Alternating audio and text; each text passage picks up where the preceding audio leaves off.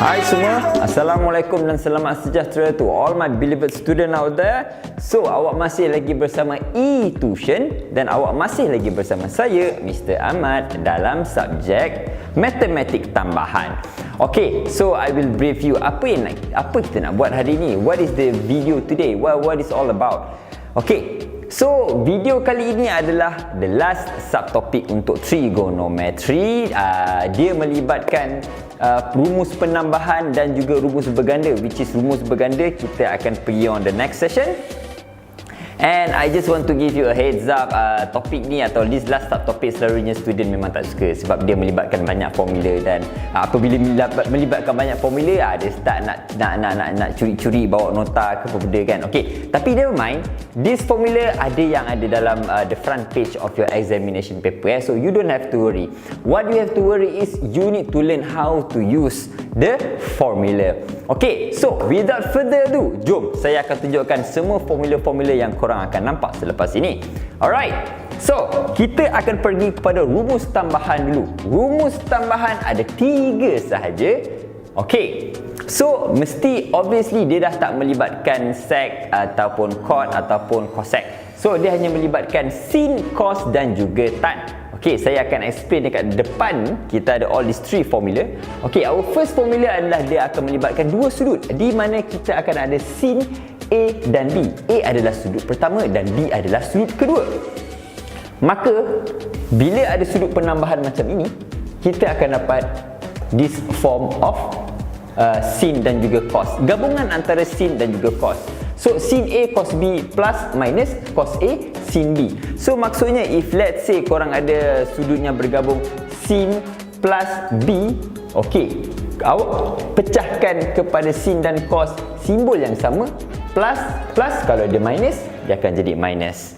Okay, so it's quite simple. Kita pergi kepada formula cos pula. Okay, formula cos dia melibatkan cos A tambah tolak B sama gabungan, tetapi dia lain sikit. Sebab apa?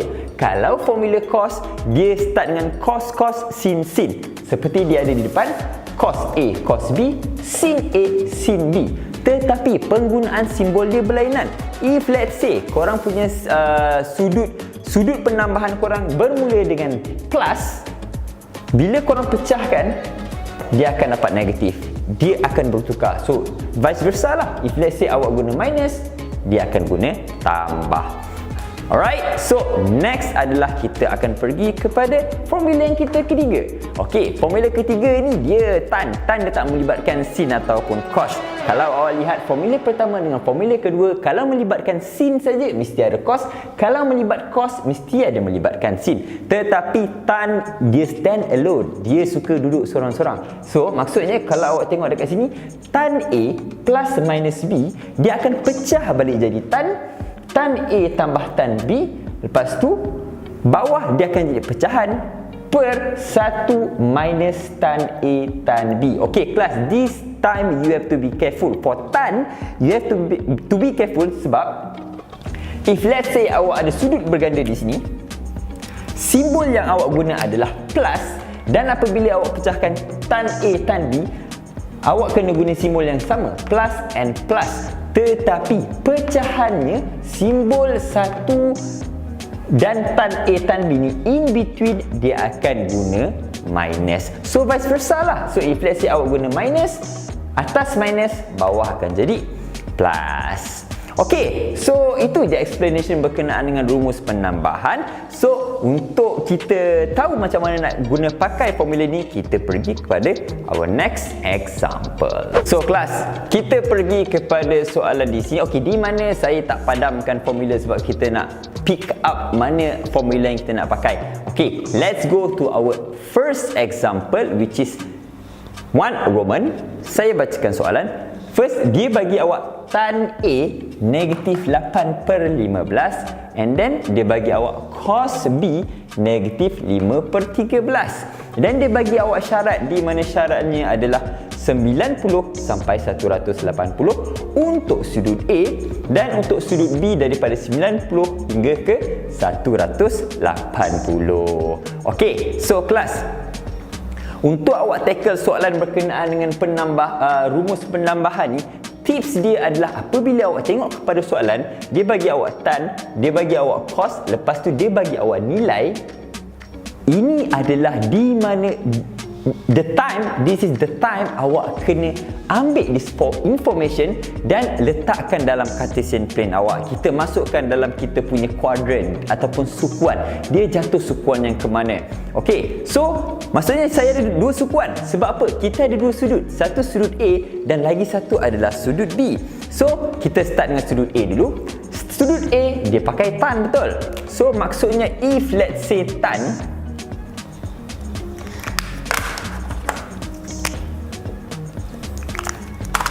kalau awak lihat di sini, nilainya adalah negatif 8/15. Okey, apabila tan nilainya adalah negatif, mesti dia jatuh di kuadran yang kedua ataupun keempat. Tetapi kita tak boleh pakai sudut sukuan yang keempat. Sebab apa? Sebab dia telah bagi awak satu syarat di mana sudut A awak perlulah daripada 90 hingga ke 180. Maksudnya perlu jatuh di sukuan ketiga dan abaikan sukuan keempat. Maka saya akan lukis saya punya garis lurus di sukuan kedua. Jadi untuk lukiskan segitiga awak, kalau awak lihat di sini, kita kembali balik kepada information yang telah diberi. Di mana information yang telah diberi adalah negatif 8/15 dan awak tahu ini adalah sudut A awak. Kita tahu segitiga ini sudut rujukan dia untuk tan adalah opposite bahagi dengan adjacent ataupun tentang bahagikan dengan sebelah. Maka negatif 8 adalah saya punya opposite adjacent. Maksudnya opposite adjacent saya adalah negatif 15. Kenapa saya tahu negatif 15? Disebabkan X kita di sebelah kanan adalah positif, di sebelah kiri adalah negatif. Maksudnya opposite saya adalah nilainya 8. Okey, kelas, kita kena cari ke semua sisi-sisi segitiga itu. Maka menggunakan kalkulator, saya nak kira hipotenus saya 15 dan juga 8. Maksudnya 15 kuasa 2 tambahkan dengan 8 kuasa 2 dan awak akan dapat punca kuasakan dia. Awak dapat hipotenus awak adalah 17. Okey, ini adalah untuk sudut yang sudut yang pertama A. Kita pergi kepada sudut yang kedua apabila dia melibatkan cos. Okey, melibatkan cos, kita melukis Cartesian yang sama juga. Range ataupun julat sudut 90 hingga 180, maka jatuh di sukuan yang kedua, dan sukuan kedua ini hanya sin saja positif dan cos kita adalah negatif. Maka kalau saya nak lukiskan sudut saya start daripada paksi X, maka ini adalah sudut B saya. Dan kita boleh tahu nilai sisi-sisi kita, di mana nilai sisi kita untuk sudut B adalah negatif 5/13. Dan kita tahu kita menggunakan cos. Cos adalah adjacent bagi dengan hypotenuse. Maka adjacent awak perlulah negatif 5 bahagian X negatif. Maka adjacent hypotenuse awak adalah 13. Okey, di sini awak boleh cari sudut tentang awak, di mana 13 kuasa 2 tolakkan dengan negatif 5 kuasa 2 dan awak akan dapat 144. Square rootkan dia, awak akan dapat opposite awak atau tentang awak adalah 12. Okey, kelas, saya nak highlight dekat sini untuk kedua-dua set of triangle ini sangat-sangat penting untuk kita selesaikan ketiga-tiga soalan 1, 2 dan 3. Tanpa Cartesian plane kita dan segitiga kita ini, kita tidak boleh selesaikan masalah soalan ini.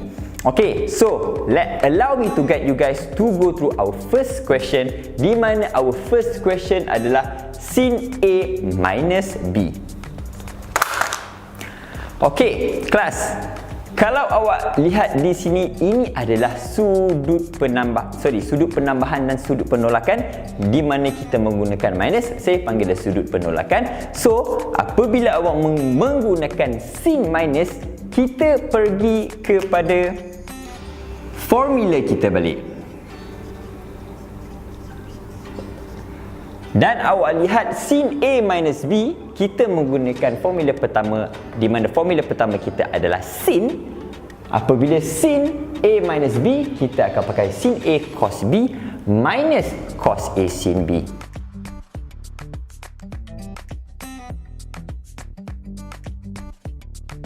Okey kelas, apabila awak dah kenal pasti formula dia, sekarang kita nak masukkan nilai-nilai tersebut.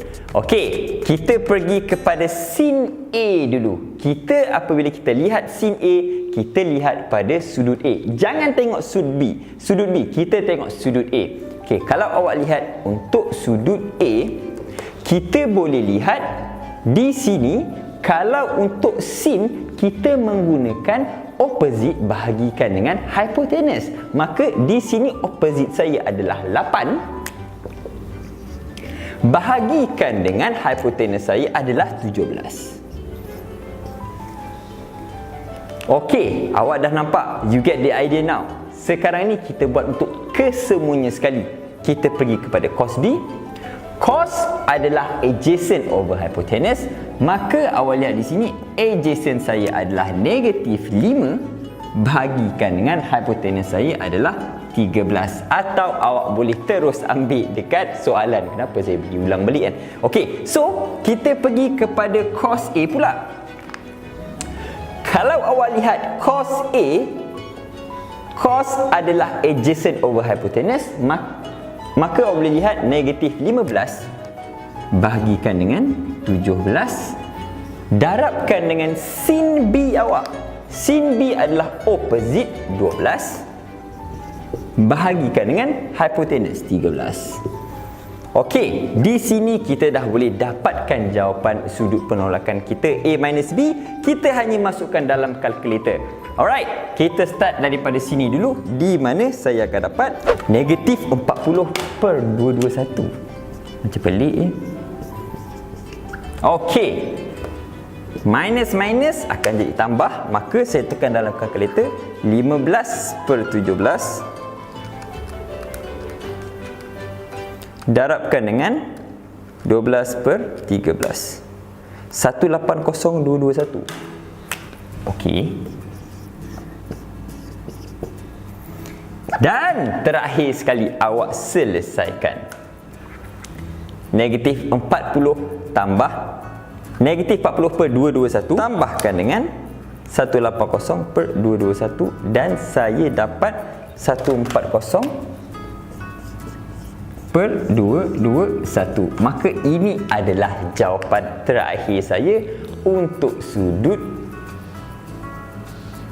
sin A minus B. Kalau awak dah faham soalan pertama, jom kita pergi soalan kedua. Okey, sekarang kalau kita nak settlekan soalan ni, is very obvious. Kita just refer balik formula dan kita masukkan dalam soalan. Simple as that kan, kalau korang ada formula lah. Okey, so kita pergi dekat sini menggunakan formula cos A tambah B. Awak akan start dengan cos A cos B. Kalau guna tambah, kita perlu tukarkan dengan minus. Sin A sin B. Okey.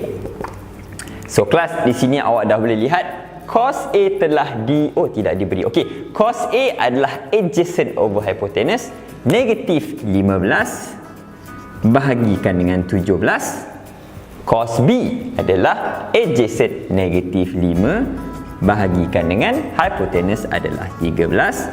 Tolakkan dengan sin A awak adalah sin opposite bagi hypotenuse. Opposite adalah 8 bahagikan dengan 17. dan darabkan dengan sin B awak opposite 12 bahagikan dengan hypotenuse 13. Okey, di sini is very straightforward. Macam biasa, tekan dalam kalkulator, awak akan dapat nilai. Dan kalkulator saya menunjukkan jawapan dia adalah negatif 21/221. So ini adalah jawapan terakhir awak untuk soalan nombor 2. Okey, kelas, soalan nombor 3 adalah menggunakan tan B minus A. So kalau tan B minus A, kita tahu formula dia.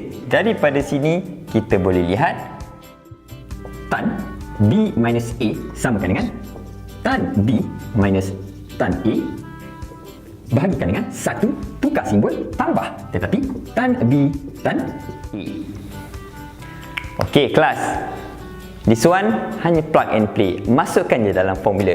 So awak boleh lihat tan B, awak boleh cari tan adalah opposite 12 bahagikan dengan adjacent negatif 5, tolakkan dengan tan A telah diberi negatif 8/15 daripada soalan. So saya tak payah kira-kira susah.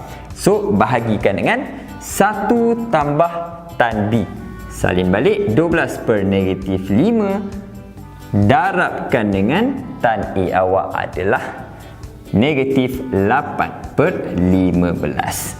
Okey, maka di sini awak dah boleh tahu the final answer awak adalah macam biasa, tekan kalkulator dan awak akan dapat, saya punya jawapan adalah negatif 140/170. 140/171. So this is my final answer for my third equation. Okey, kelas, dekat sini saya dah boleh summary-kan sebenarnya untuk soalan yang melibatkan rumus penambahan sin cos dengan tan, tak lain tak bukan awak kena hafal ketiga-tiga formula ini. Dan apabila melibatkan soalan yang diberi tan dua sudut, cari di manakah segitiga atau kuadran segitiga awak jatuh di sekuan yang keberapa, dan awak boleh cari ke semua ni menggunakan dua benda penting di sini, Cartesian plane awak dan juga segitiga jatuh di sekuan yang keberapa. Okey, so kita dah selesai berkenaan dengan rumus penambahan. Kita pergi kepada rumus berganda. On this example, kalau korang tengok, saya bacakan soalan. Setiap persamaan, selesaikan setiap persamaan trigonometri berikut bagi julat X sudut awak 0 hingga 360. Okey, awak telah diberi one fungsi trigonometri, an equation of trigonometry. Awak ada 2 cos 2x. Dah nampak je 2x, dia akan trigger awak. Oh, actually kita confirm akan guna rumus berganda. Okey, teruskan, tambah 3 cos x tambah 1. Okey, 2 cos 2x sekarang ni dia adalah sudut berganda. Lupakan sin, lupakan tan sebab dia melibatkan cos. So bila melibatkan cos, kita ada 3 formula. So kalau awak tanya saya, Mr. Ahmad, kita nak guna formula yang mana kalau melibatkan soalan yang melibatkan cos ini? Okey, the answer is very direct. Kalau awak tengok dia melibatkan cos, awak ambil formula yang melibatkan cos. Jadi kita tengok dekat sini, formula kita yang kedua sahaja yang melibatkan cos, yang lain melibatkan sin. So kalau awak masukkan sin, awak punya persamaan confirm jadi kucak-kacir. So kita akan masuk cos saja. Kita akan masukkan 2, saya masukkan 2 cos squared A minus 1, and then yang lain semua awak salin semula. Okey, dan next step, kembangkan. Dapat 4 cos squared A minus 2 tambah 3 cos x tambah 1 samakan dengan 0. Okey, selesaikan lagi. Kita akan dapat 4 cos squared A negatif 2 tambah 1. Oh sorry, saya akan masukkan 3 cos x dulu.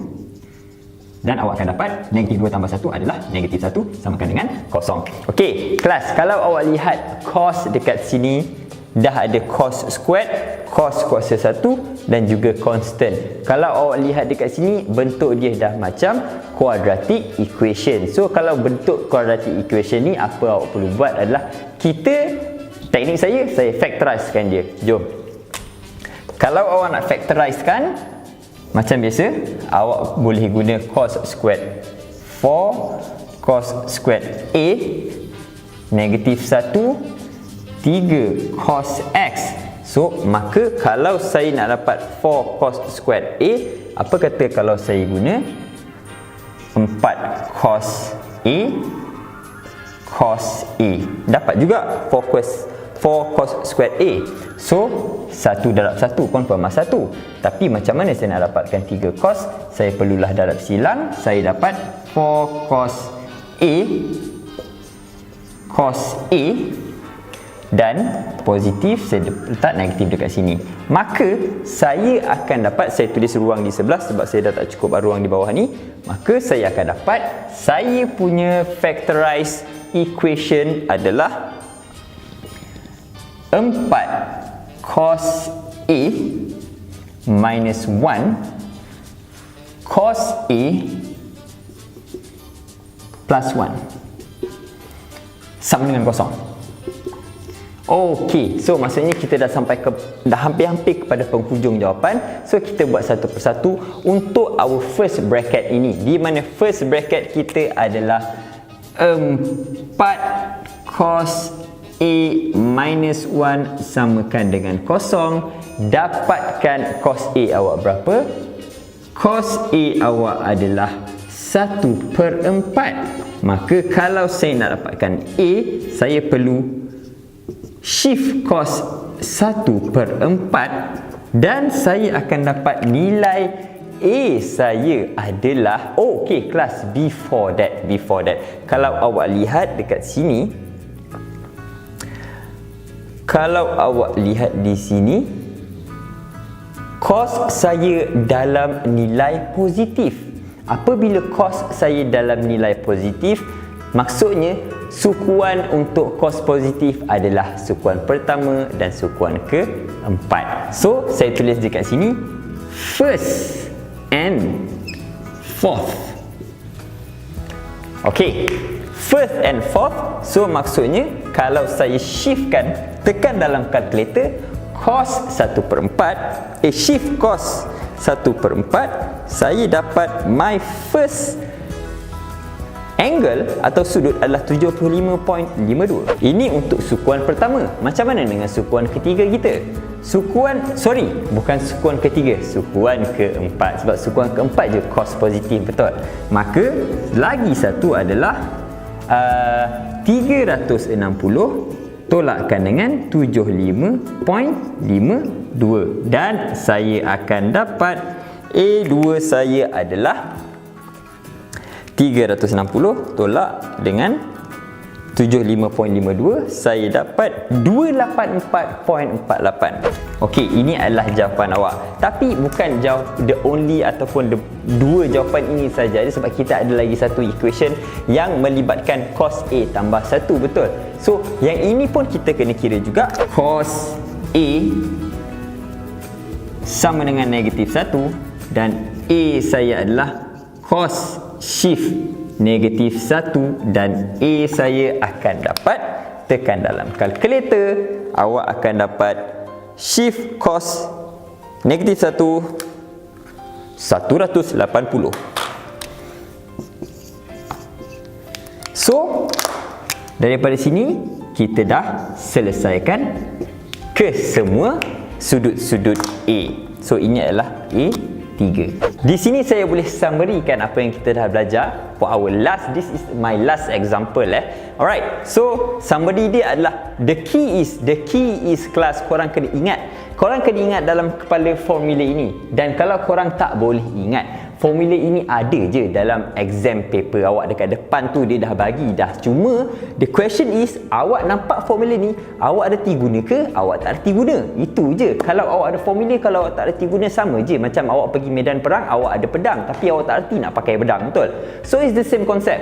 So apa yang awak perlu buat adalah the key is tahu macam mana nak guna hafal satu-satu adalah lebih baik. Dan soalan sebenarnya yang melibatkan rumus sudut berganda ni, the first 3 line saja. Apabila dia suruh awak substitutekan sudut berganda, yang lain semua hanya nak dapatkan sudut dia. Dan nak dapatkan sudut ni semua kita dah belajar on our previous video. Alright, so that's it for my video untuk hari ini. So if let's say you like my video, you like my teaching, please click like. And if let's say you want to follow up with us, korang nak tahu apakah topik atau subjek baru yang akan keluar lepas ini, please subscribe. And if let's say you want me to improve, please put a comment, alright, so that I can improve from time to time. At the same time, it's a win-win situation di mana you get a quality education, I got to teach in a better performance, betul? So alright, I'll see you guys on our next video, next chapter. Bye bye.